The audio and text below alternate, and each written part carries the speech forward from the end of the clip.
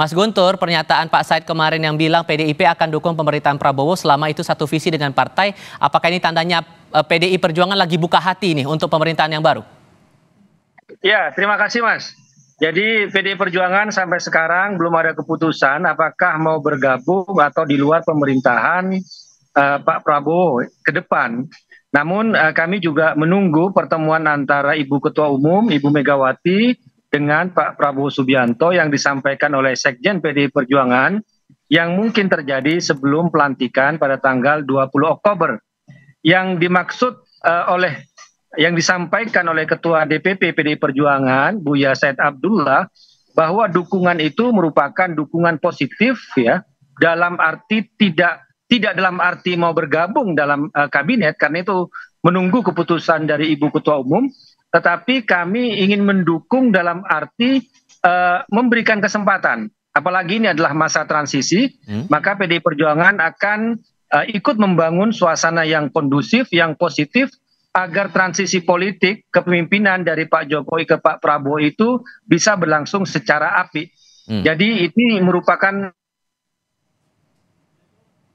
Mas Guntur? PDI Perjuangan, dan juga PDI Perjuangan sangat mendukung ya apa disampaikan oleh Pak Prabowo untuk membangun yang disebut dengan zakon kabinet. Kami sangat mendukung hal itu. Kalau kemudian, sorry saya potong di situ. Kalau kemudian dikatakan oleh Pak Said selama selaras dengan visi partai, apakah sejauh ini ada visi dari pemerintahan Prabowo yang tidak selaras sejauh ini menurut Anda? Ya, kami tidak menemukan hal itu, bahwa itu bertentangan dengan visi misi PDI Perjuangan.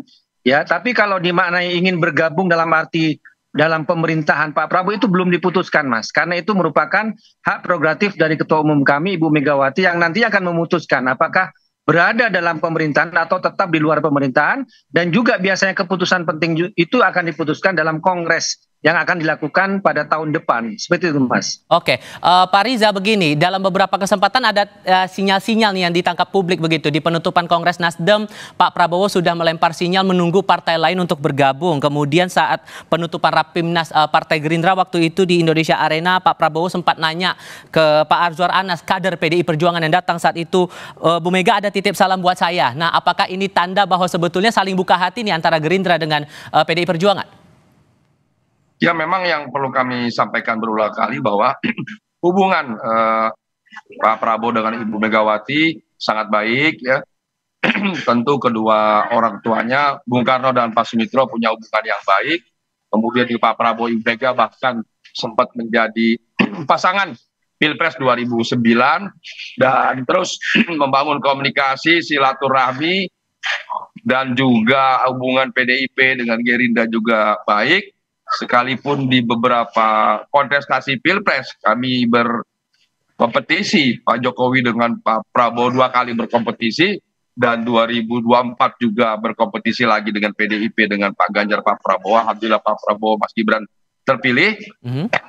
Namun perlu kami sampaikan bahwa hubungan keduanya sangat baik, sangat harmonis, saling mengisi, saling melengkapi, karena keduanya sama-sama memastikan kecintaannya pada tanah air, bangsa negara, selalu berusaha sebagai pemimpin bangsa, tokoh bangsa yang negarawan, mengedepankan kepentingan rakyat dan bangsa dan negara Indonesia yang kita cintai. Tapi sesungguhnya Partai Gerindra berharapkah agar PDI Perjuangan ikut bergabung ke pemerintahan Prabowo? Dalam banyak kesempatan Pak Prabowo selalu menyampaikan pentingnya membangun persatuan dan kesatuan bangsa, kedamaian, situasi politik yang kondusif, agar pembangunan ekonomi dan pembangunan kesejahteraan rakyat bisa berlangsung dengan baik dan sukses. Atas dasar itu Bapak Prabowo selalu menyampaikan, selalu ingin mengajak semua elemen bangsa, semua partai politik, semua organisasi, komunitas, seluruh rakyat Indonesia untuk bersama-sama membangun bangsa. Bagi Pak Prabowo, satu musuh terlalu banyak, 1000 kawan terasa kurang. Jadi beliau itu selalu mengedepankan pentingnya kesatuan dan persatuan, pentingnya bersama-sama, gotong royong, membangun bangsa. Terlebih dengan PDIP yang punya hubungan baik selama ini dengan Partai Gerindra, Pak Prabowo dengan Ibu Megawati juga hubungannya terus baik sejak awal hingga kini dan ke depan. Jadi tentunya kami senang apabila Partai PDIP terus terlibat aktif dalam ikut berpartisipasi membangun bangsa ke depan. Tadi sempat disinggung juga oleh Mas Guntur, ini tinggal menunggu pertemuan antara Pak Prabowo dengan Bu Mega. Nah, sejauh ini mengapa tantangan yang dihadapi sebetulnya sampai pertemuan ini masih belum ketahuan juga nih tanda-tandanya kapan, Pak Riza? Ya, yang pasti semua punya kesamaan pandang, kesamaan hati untuk bangsa negara. Soal teknis pertemuan tentu harus disesuaikan dengan waktu kesibukan kedua tokoh ini. Yang kita senang bahwa pertemuan ini insya Allah akan terjadi dalam waktu yang tidak terlalu lama. Persisnya kita tunggu saja, dan seluruh rakyat Indonesia berharap kedua tokoh ini tidak hanya bertemu, tapi terus menyamakan ya bagaimana partisipasi seluruh masyarakat Indonesia dalam pembangunan ke depan. Tentu peran PDIP sebagai partai pemenang di Republik Indonesia ini menjadi penting, peran Ibu Mega sebagai presiden kelima tokoh bangsa juga sangat penting. Jadi kami Partai Gerindra, Partai Koalisi, dan tentu Pak Prabowo sangat senang apabila silaturahmi dengan Ibu Megawati nanti tidak hanya berlangsung, tapi juga membangun kesamaan dan kesepakatan untuk kepentingan bangsa dan negara ini. Mas Umam, kalau Anda menangkapnya pernyataan Said Abdullah itu sebagai kode keras dalam tanda kutip bahwa PDIP sedang terbuka untuk bergabung ke pemerintahan Prabowo? Ya, saya pikir yang disampaikan oleh Pak Said itu adalah sebuah lampu hijau bagi proses kerjasama lebih lanjut antara Pak Prabowo dengan PDIP. Meskipun skemanya seperti apa tentu harus nanti dipikirkan secara matang. Tetapi kalau misal kemudian ada proses komunikasi yang terbuka antara Bu Mega dengan Pak Prabowo, tentu hal itu akan memberikan ruang yang lebih produktif bagi transisi kepemimpinan, sehingga kemudian tidak ada bayang-bayang yang berpotensi menciptakan instabilitas politik dalam fase transisional itu. Tetapi di saat yang sama, kalau misal kemudian ada pertemuan, maka itu akan bisa menjadi ruang negosiasi sekaligus kompromi dalam konteks strategis kenegaraan maupun dalam konteks kepentingan politik praktis ke depan. Barangkali ibarat kalau misal pemerintahan baru siap-siap take off, semua sudah berada di dalam pesawat besar, PDIP ini yang sedang ditunggu. Tetapi belum tentu juga tawaran untuk mendapatkan menteri dan sebagainya diterima oleh PDIP. Tapi meskipun nanti PDIP tidak ikut dalam penerbangan, bisa saja PDIP tetap menitipkan banyak sekali bagasi, baik itu dalam konteks bentuk apapun ya, dalam konteks kalkulasi kenegaraan maupun dalam konteks politik praktis. Yang kedua, kalau misal kemudian Bu Mega dengan Pak Prabowo bertemu, maka hal itu berpotensi menjadi sebuah strategi balance of power.